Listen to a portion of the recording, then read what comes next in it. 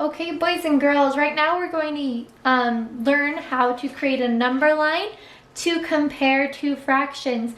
We've learned before when the numerator or the denominator is the same, but in this case, the numerators aren't the same and the denominators aren't the same.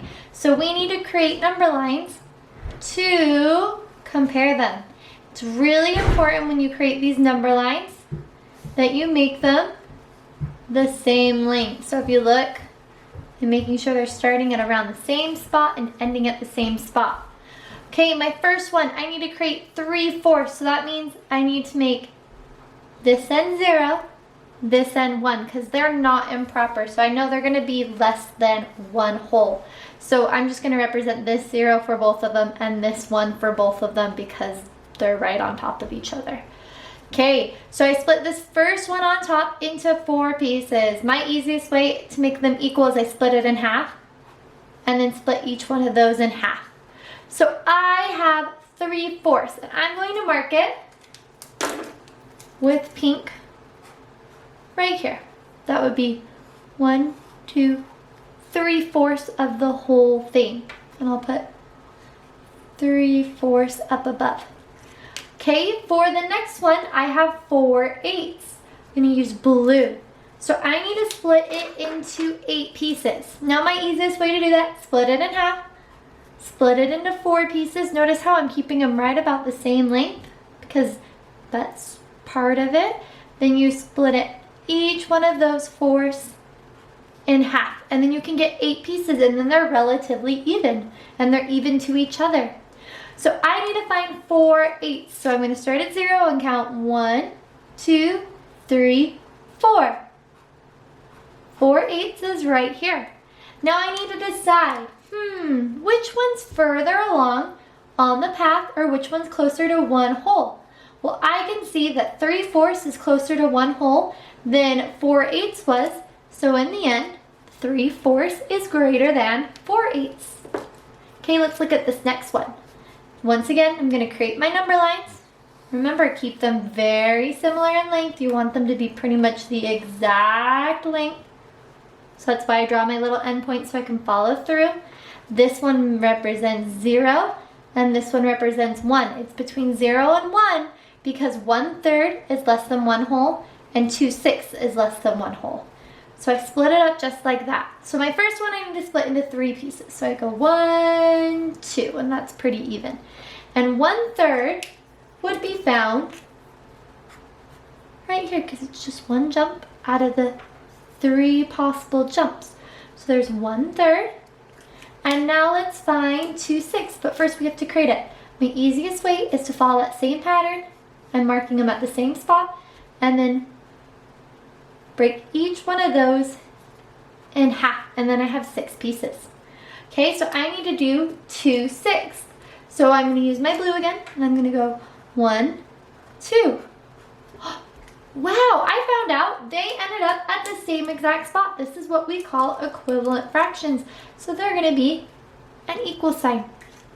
Okay, let's take a look at this next one. This next one can be somewhat tricky. 4/2 and 7/4. These are both improper fractions. So I know that I'm going to need more than just 1 whole on here. They're bigger than 1 whole. So I'm going to do this and put 0, 1, and 2. Then I'm going to do the same underneath. 0, 1, and 2. These represent my wholes. I know to split it up that way because if I look, 4 is bigger than 2, so that means I have more than 1 whole.